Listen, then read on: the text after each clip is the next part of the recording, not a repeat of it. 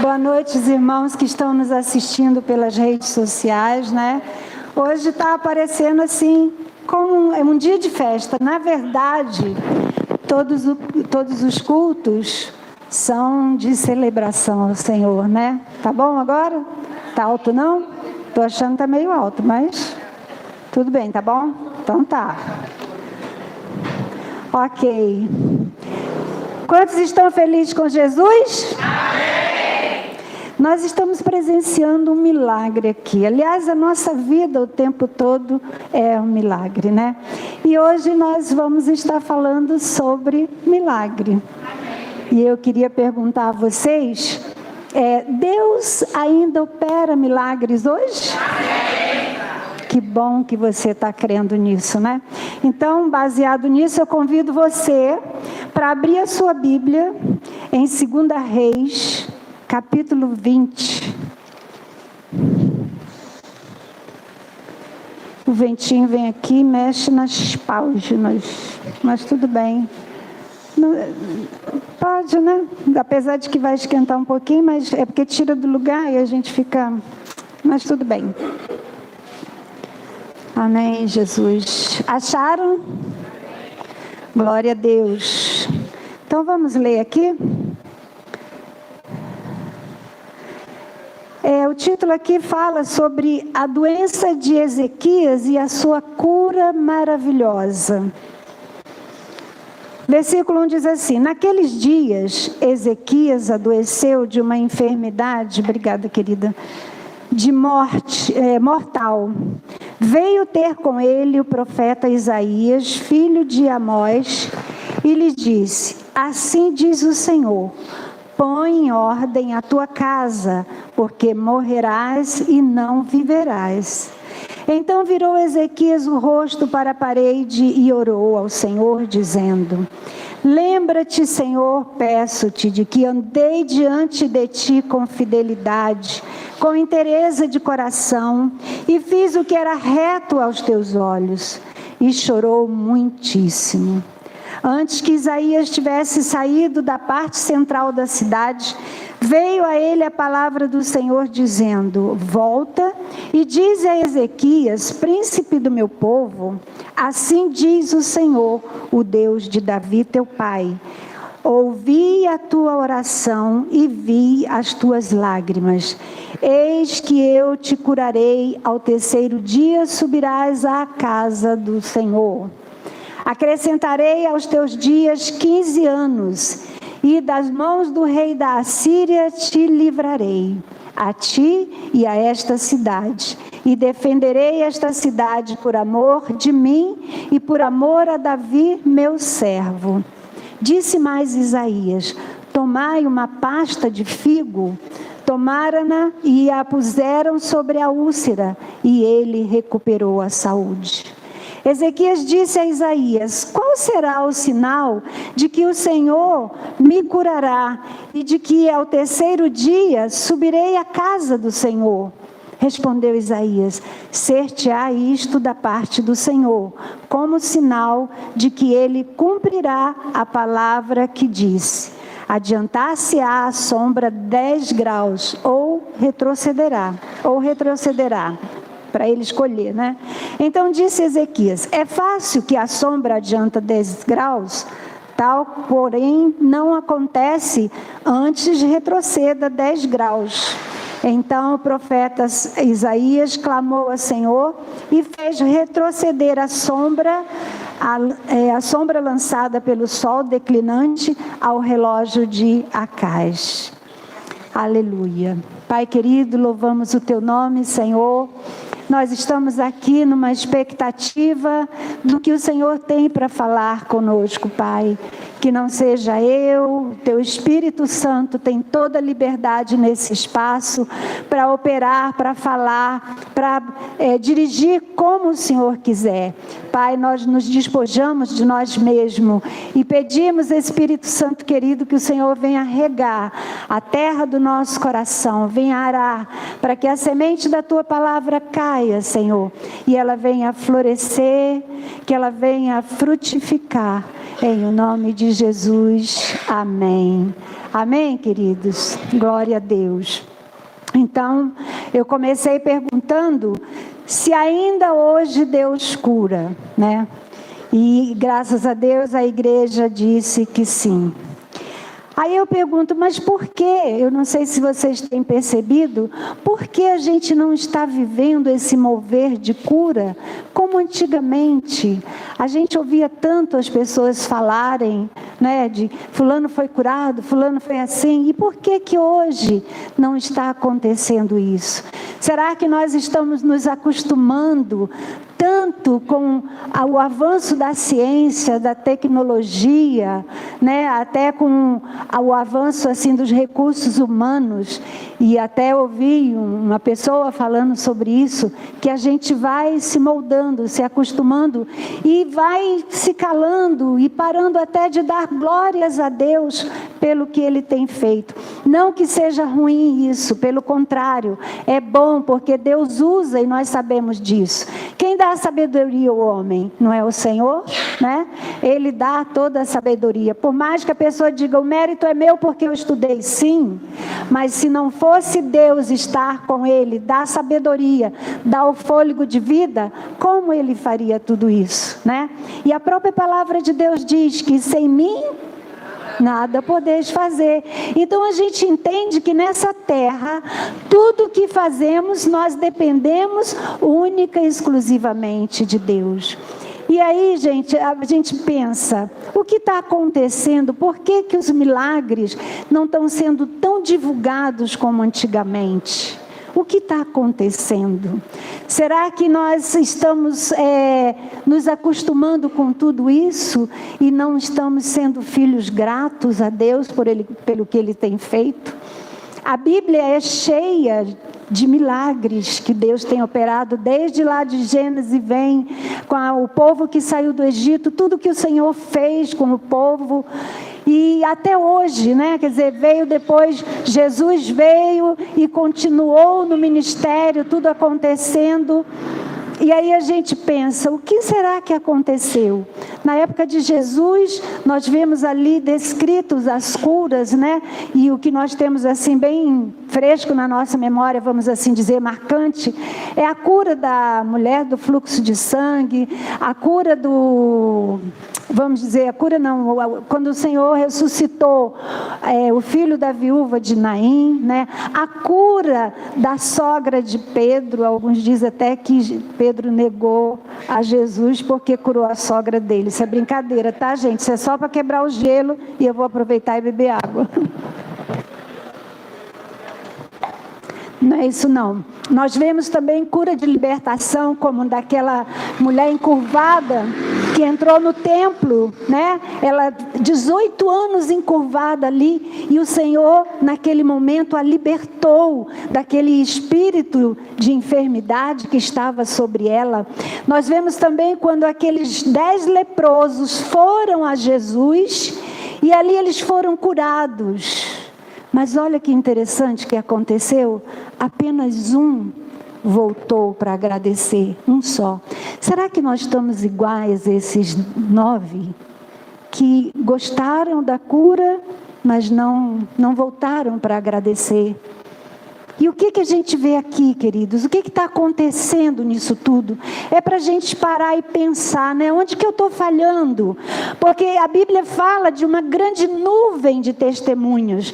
E ele usa, a Bíblia fala dos heróis da fé, dos patriarcas, fala do tempo que o pessoal saiu lá do Egito e foi para o deserto, tudo que o Senhor fez, e vem falando aquele momento aí quando Jesus também entra, né, nesse cenário também de cura. O Senhor curava, libertava, e aí a gente fica pensando, e aonde que eu me perdi nisso tudo, que eu não estou conseguindo, junto com o povo de Deus, dar graças, não me alegrar, falar, porque fazer parte dessa grande nuvem de testemunha, ela não aconteceu só lá no passado e ficou. Ela vai crescendo de tempo em tempo, porque essa nuvem ela vai sendo gerada por nós, por cada um que passa pelos benefícios do Senhor, que aceita a cura, né? Que vive a cura.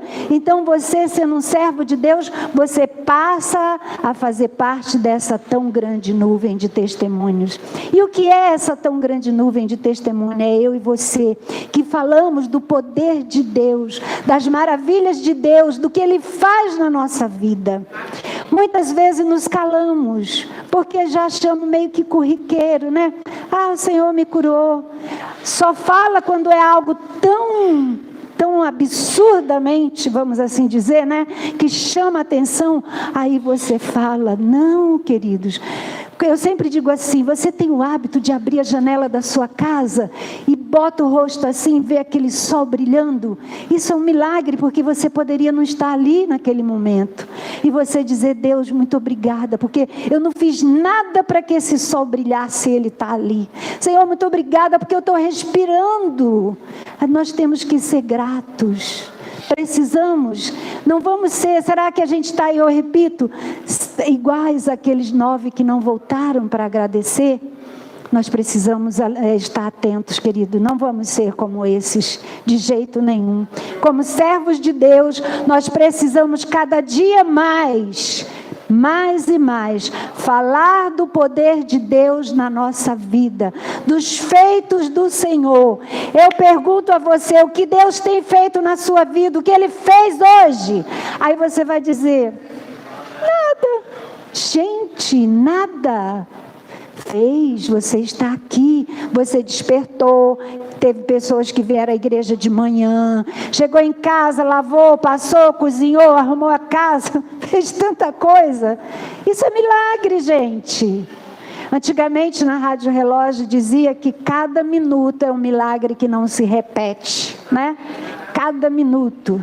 E é verdade, porque já ficou para trás e você vai avançando, vai avançando. Então nós precisamos, queridos, ter o bom hábito de agradecer a Deus, de estar atentos aos milagres que Deus faz na nossa vida. Deus não mudou. Lá em Hebreus 13:8 diz que Jesus Cristo é o mesmo ontem, hoje e será o mesmo amanhã, para todo sempre. Ele não mudou. E lá em Tiago 1,17 fala assim, toda boa dádiva e todo dom perfeito são lá do alto, descendo do Pai das luzes, em quem não pode existir variação ou sombra de mudança. Então, entendemos o quê? Que Deus não muda, certo? Deus não muda. E nós precisamos voltar a viver o sobrenatural de Deus. É necessário na nossa vida. O natural nós já vivemos e estamos nos acostumando, que não é bom para a gente isso, com as coisas desse mundo. Hoje de manhã o pastor estava pregando aqui e uma coisa é certa, nós como servos de Deus, nós temos que viver as coisas do reino, né?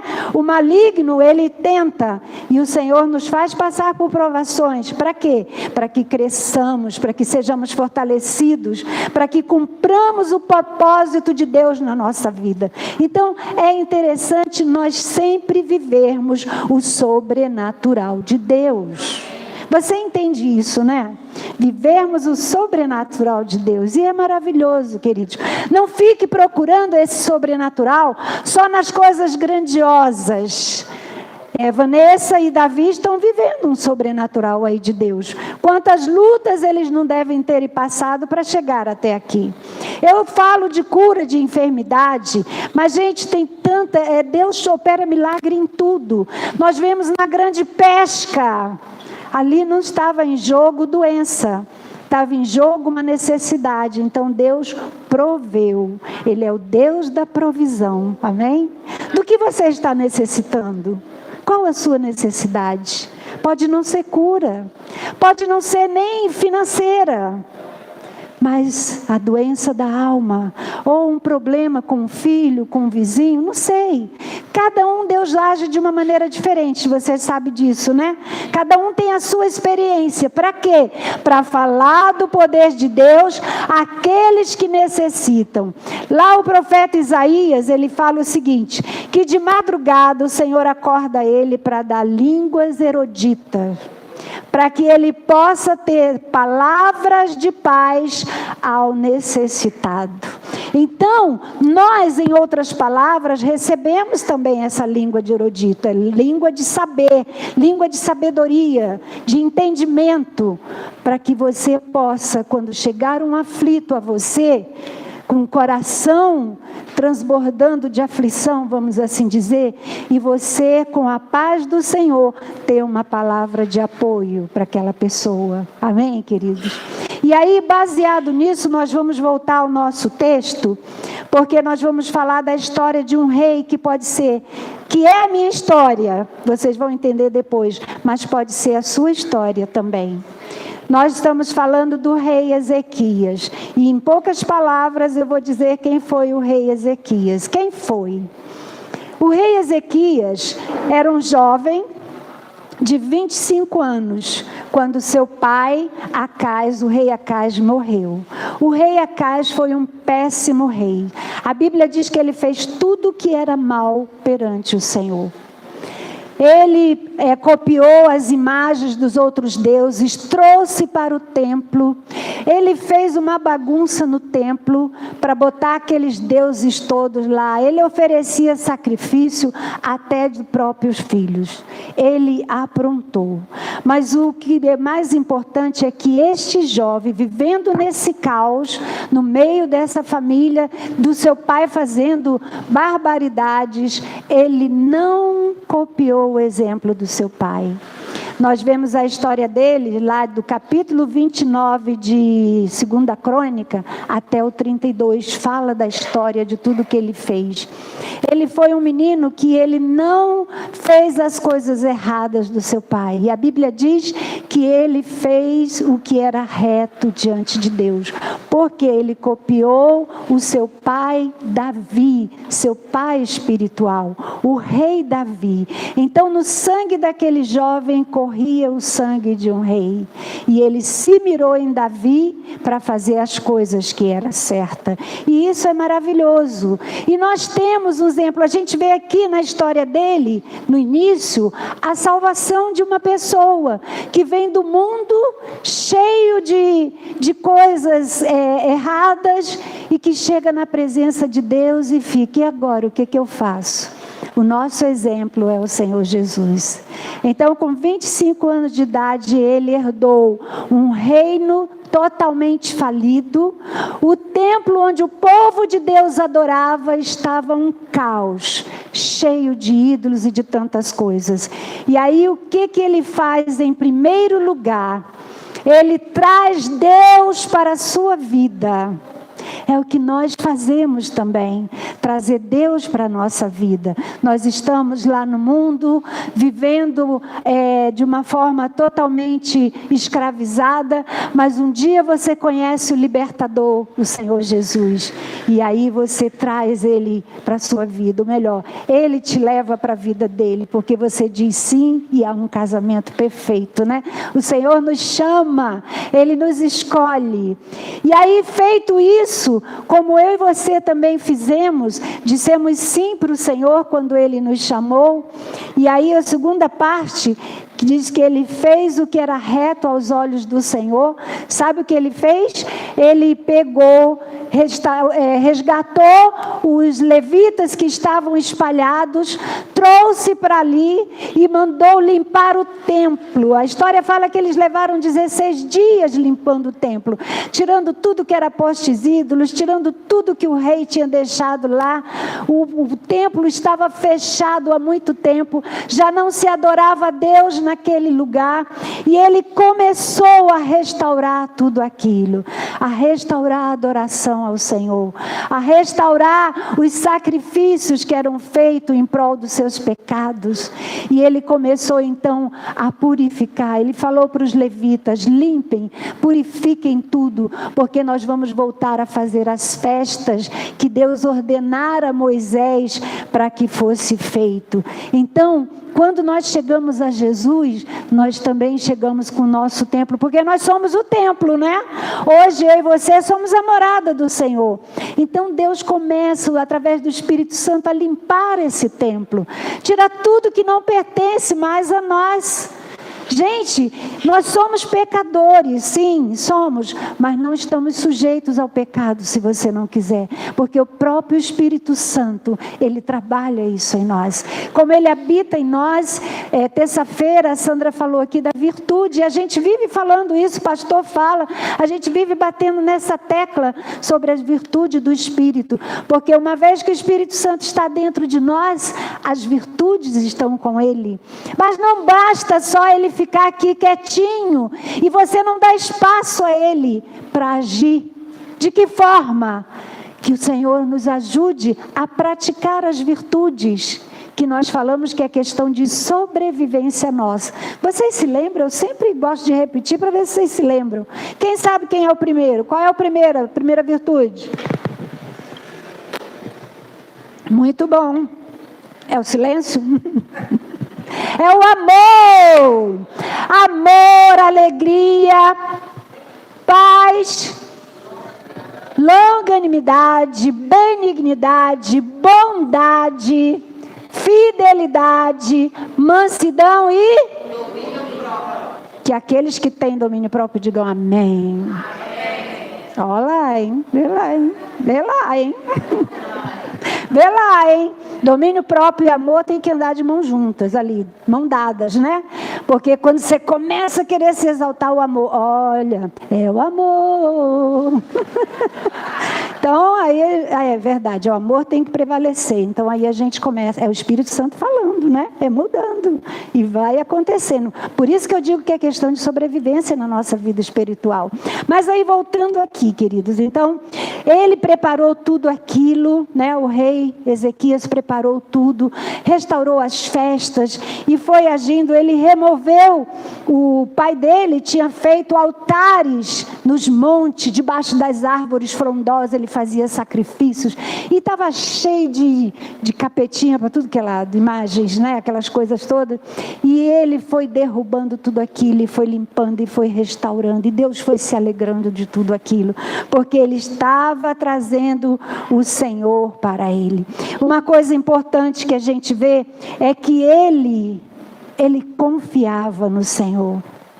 Ele era uma pessoa assim, temente a Deus, porque ele estava vivendo situações onde Deus estava agindo. Como Deus age na nossa vida, queridos. Se eu for perguntar aqui, quantos aqui têm vivido os milagres do Senhor? Todos vão levantar a mão, porque a gente tem vivido isso, né? A gente tem vivido isso. O milagre acontece todo dia. Basta eu estar com os meus olhos e o meu coração aberto para perceber os milagres do Senhor. Isso é a frase de uma pessoa chamada Alice Milande.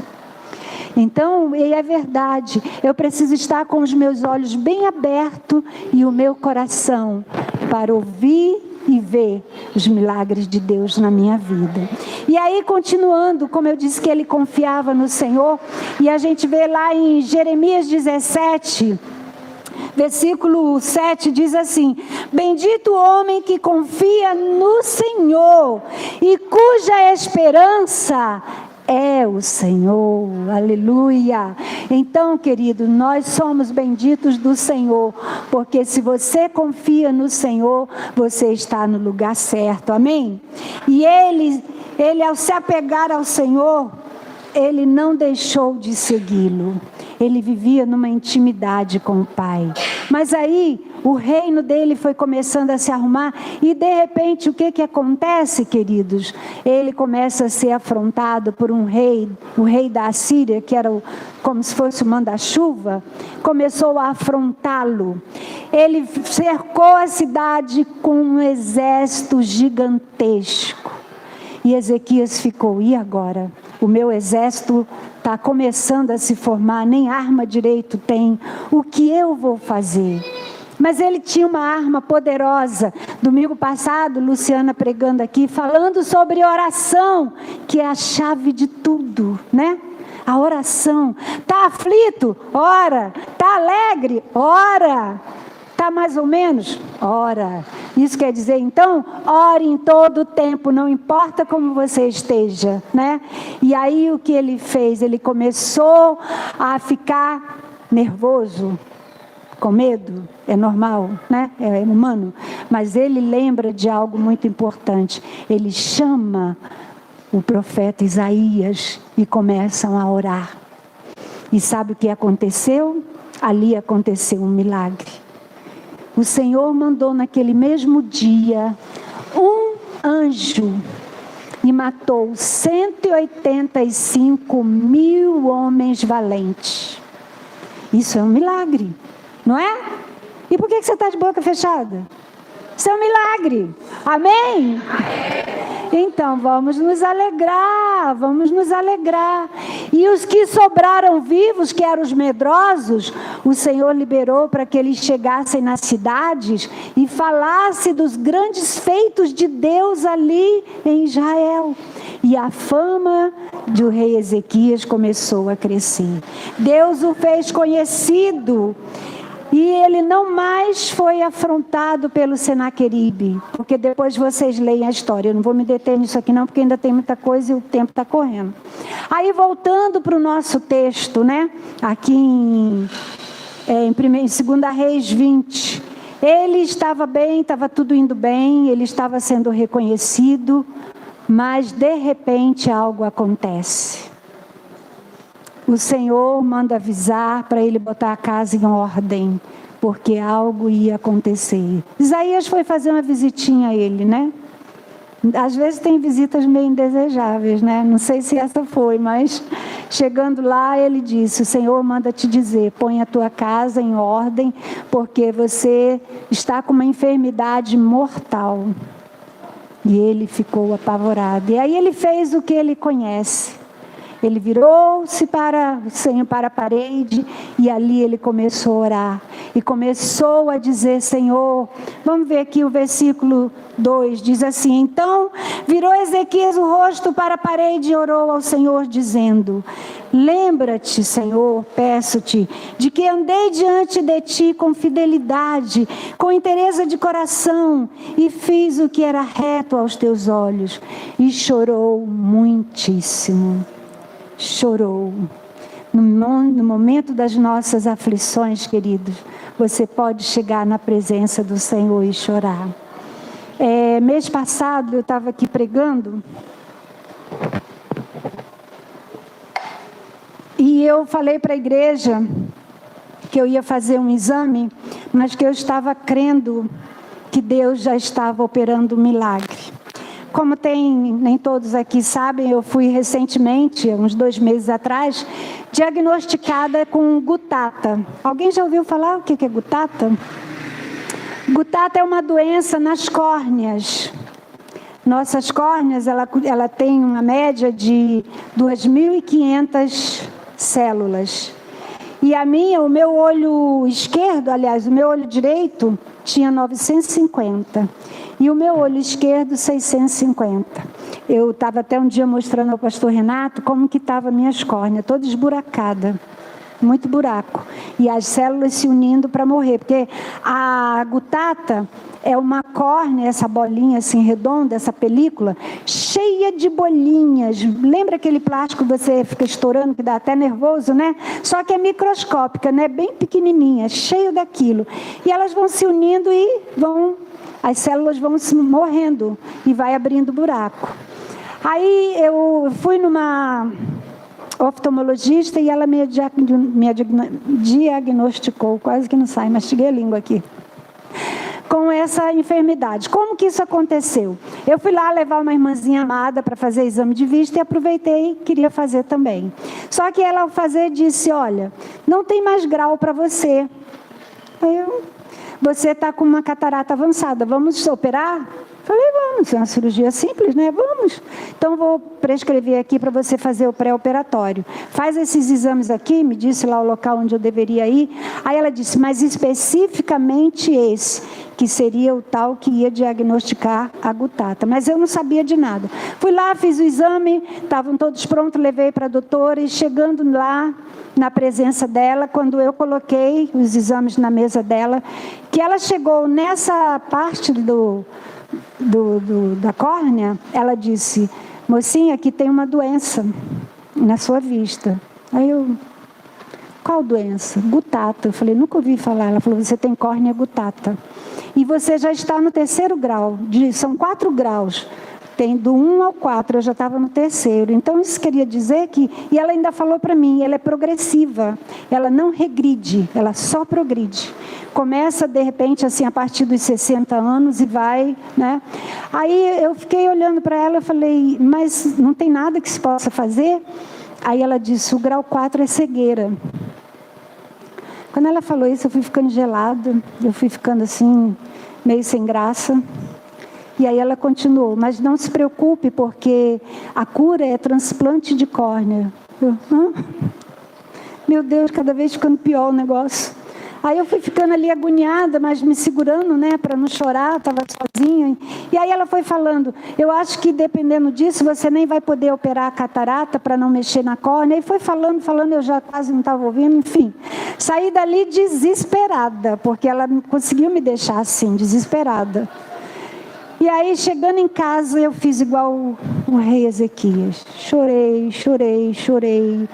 Falei, Deus, o Senhor entende. Eu só faltei dizer para ele, eu sou fiel, eu faço, aconteça, eu dou o dízimo, eu trabalho na tua casa. Não falei nada disso. Falei, Senhor, eu não posso ficar cega e o Senhor sabe disso.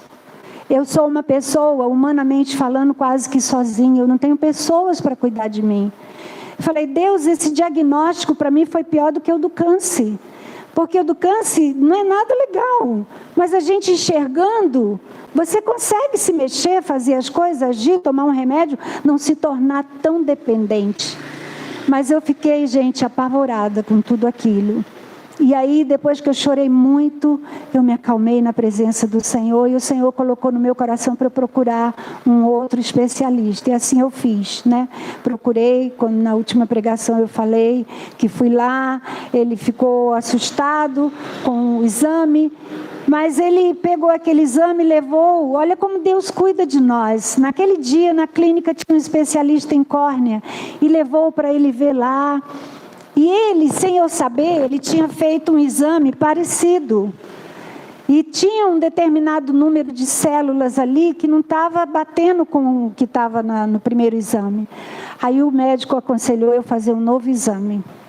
Aí eu me preparei para fazer esse novo exame. E aí nessa pregação eu disse, gente, vem coisas novas por aí. Falei isso, confiando. Por quê? Toda noite em casa, no meu devocional, eu impunho as mãos. Deus, tu tens poder para ressuscitar.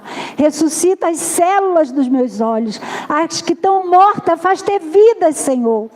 Pai, eu sei que o Senhor é poderoso e o Senhor pode fazer isso. Eu comecei a orar, comecei a chorar, a clamar. Fiz o exame. Aí levei lá tem umas 3 semanas. Quando eu cheguei lá com o exame, gente, eu procuro não ser curiosa para olhar resultado de exames, porque às vezes a gente, né, se decepciona. Eu prefiro ouvir do médico. Tem gente que vai para a internet, pesquisa, e porque eu estou assim, porque eu estou assado. Não quero nem saber como que eu estou. Eu quero ouvir de uma pessoa só para não criar confusão na minha cabeça. Aí fui chegando lá, ele pegou o exame... Aí olhou o outro primeiro, que pelo primeiro, o que a médica falou fazia sentido, tá? Fazia sentido, eu estava assim, à beira de uma cegueira. Mas eu não sentia nada, gente, é isso que eu ficava assim, meu Deus, era para eu estar com uma visão tão curta, quase não enxergando nada, tropeçando nas colunas, nas coisas, mas não estava assim. Aí eu fiquei, meu Deus, o senhor está operando. Eu ficava assim, o senhor está operando, eu creio nisso. Aí o médico viu o exame que eu levei e viu o outro que ele tinha feito. Ele falou, olha, alguma coisa aqui está acontecendo. Só para vocês terem uma ideia, no olho direito eu tinha 950, tá? Menos da metade, né? Vamos assim dizer. Mas, no exame, ela foi para 1958. Gente, isso é milagre. Uma diferença, sabe de quantas? De 1.008 células.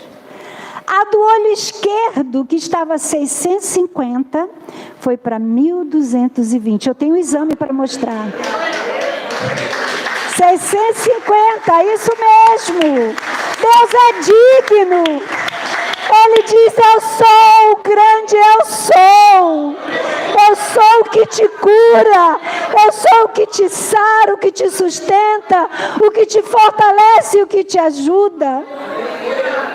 Quando eu vi, ele me falou isso, aquilo foi como se tivesse tirado assim, uma tonelada de cima de mim. E ele disse, você pode operar a catarata assim? Aí eu falei, mas doutor, a médica lá disse que eu não posso, porque vai mexer com a córnea que está toda, parecia uma renda toda furada. Ele disse, não, já existe medicamentos, por isso que a ciência, né, ela está avançando e a gente às vezes esquece de dar glórias a Deus, porque é a ciência, mas quem está por detrás de tudo isso, senão o Senhor, né? E aí, com isso, eu fiquei pensando, meu Deus, e agora? Se eu estou, ele disse, pode ficar tranquila que vai dar para você operar. Nós vamos operar e você vai melhorar a sua visão. E para melhorar enquanto não opera, eu vou passar uma lente especial para você. Por isso que eu estou de óculos novo, tá, gente? Era só para vocês verem. Ainda ganhei a outra lente, fiz um para usar em casa no dia a dia e outro para estar aqui com vocês. Brincadeira, amados, mas melhorou bastante a minha visão. Para quem não tinha, que eu saí do consultório, a médica disse que não tinha mais grau para mim, né? Então, você vê que Deus já foi operando. Tem milagres que é assim, ó, mas tem outros que é progressivamente, né? E aí, com isso, fiz o óculos e tal, e eu falei para ele, olha, a doutora me encaminhou para um médico que já está marcado essa semana, que era na semana que eu estive lá com ele, está marcado para o dia 23. Eu devo ir lá, ele é especialista em transplante de córnea. Aí ele olhou assim para mim, disse, vai, vamos ouvir mais um parecer. E aí eu fui, gente, olha, para a honra e glória do Senhor. Quando eu entrei na sala dele, porque a médica tinha convênio com o hospital onde eu fiz o exame e ele trabalhava lá, teve acesso ao meu exame. Quando eu entrei na sala, aí que eu fui falar, doutora fulana, ele falou, já vi todo o seu quadro aqui, fica tranquila. Ai, meu Deus, fica tranquila. Você vai poder operar a catarata assim, sem nenhum problema. Ele disse, eu sou especialista em transplante de córnea, mas eu também opero catarata. Ele disse, tem mais, eu vou cuidar dessa sua miopia. Ai, meu Deus. O Senhor faz muito mais do que pedimos ou pensamos. Glória a Deus. Ele disse, você vai operar. Aí eu falei, mas doutor, eu não vou operar, não vou fazer transplante.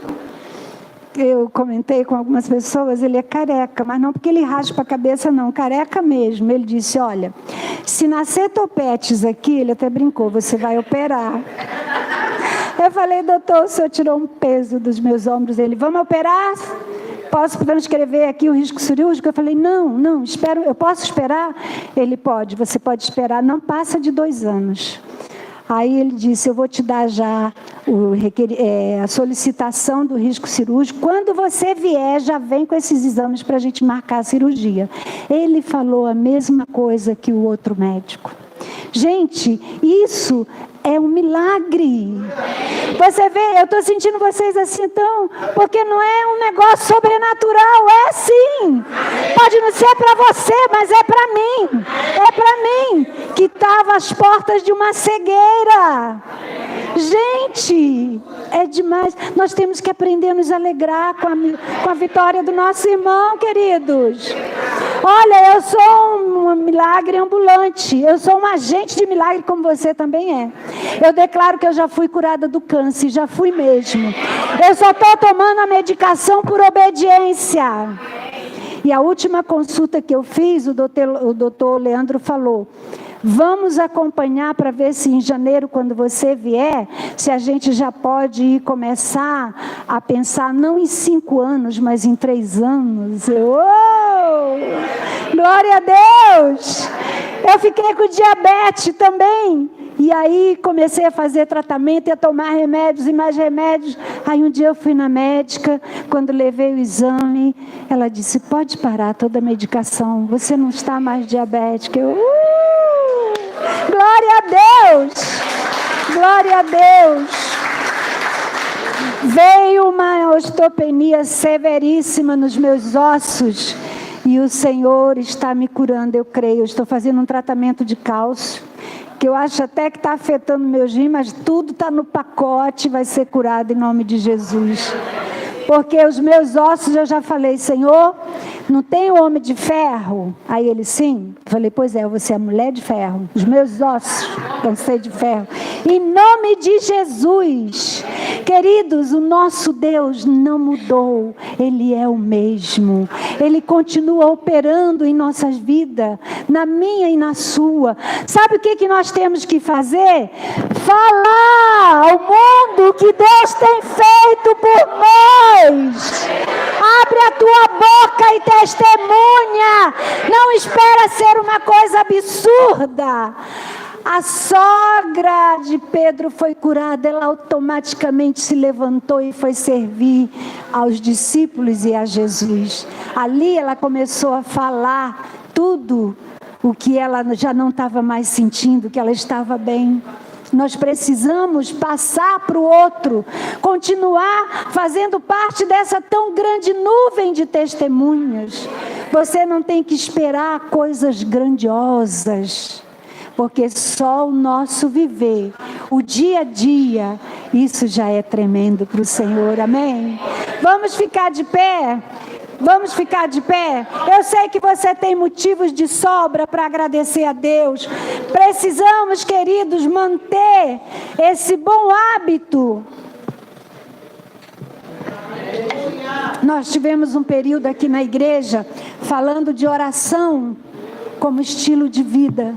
Nós precisamos ter um estilo de vida no sentido de proclamar os feitos do Senhor. Quando você lê os salmos, você vê muito os salmistas falando isso, né? Então nós precisamos falar. Vamos falar, amado, aos 4 cantos da terra. O Senhor diz: vós sereis as minhas testemunhas. De que forma? O que Deus está fazendo na minha e na sua vida. Aleluias. Louvado seja Deus. Oh, Deus de amor. Aleluia. Deus está aqui se movendo entre nós. Ele está aqui mudando destinos. Ele está aqui operando milagres. Ele está aqui transformando vidas, tocando em corações, curando multidões, restaurando os nossos corações e escrevendo a nossa história. Estás aqui, movendo entre nós, te adorarei, te adorarei. Estás aqui, mudando destinos, muda a sua vida, te adorarei, te adorarei. Aleluia. Estás aqui, operando milagres, te adorarei, glória ao te adorarei. Estás aqui, transformando nossas vidas. Te adorarei, te adorarei. Meu Deus é Deus de milagres, Deus de promessas, caminho no deserto, luz na escuridão. Meu Deus, esse é quem tu és. Meu Deus é Deus de milagres, Deus de promessas, caminho no deserto, luz na escuridão. Meu Deus, esse é quem tu és. Estás aqui, tocando os corações, te adorarei, te adorarei. Estás aqui, curando multidões, te adorarei, te adorarei. Estás aqui, restaurando os corações, te adorarei, te adorarei. Está aqui transformando. Estás aqui, transformando histórias, te adorarei, te adorarei. Meu Deus é Deus de milagres, Deus de promessas, caminho no deserto, luz na escuridão. Meu Deus, esse é quem tu és. Meu Deus é Deus de milagres, Deus de promessas, caminho no deserto, luz na escuridão. Meu Deus, esse é quem tu és. Enxuga as lágrimas, restaura os corações. Tu és a resposta, Jesus. Enxuga as lágrimas, restaura os corações. Tu és a resposta, Jesus. Meu Deus é Deus de milagres, Deus de promessas, caminho no deserto, luz na escuridão. Meu Deus, esse é quem tu és. Meu Deus é Deus de milagres, Deus de promessas, caminho no deserto, luz na escuridão. Meu Deus, esse é quem tu és. Meu Deus é Deus de milagres, Deus de promessas, caminho no deserto, luz na escuridão. Meu Deus, esse é quem tu és.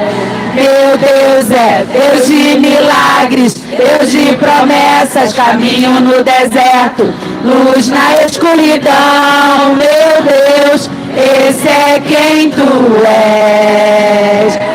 Meu Deus é Deus de milagres, Deus de promessas, caminho no deserto, luz na escuridão. Meu Deus, esse é quem tu és.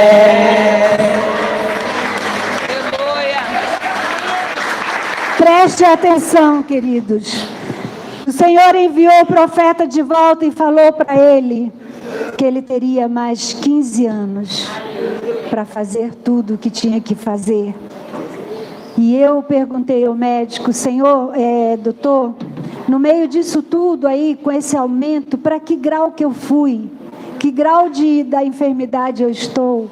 Ele falou: você está no grau 1. O grau 1 é o início de tudo. Eu estou no início. Então, queridos, eu posso um dia vir a fazer transplante de córnea, como também posso não vir fazer.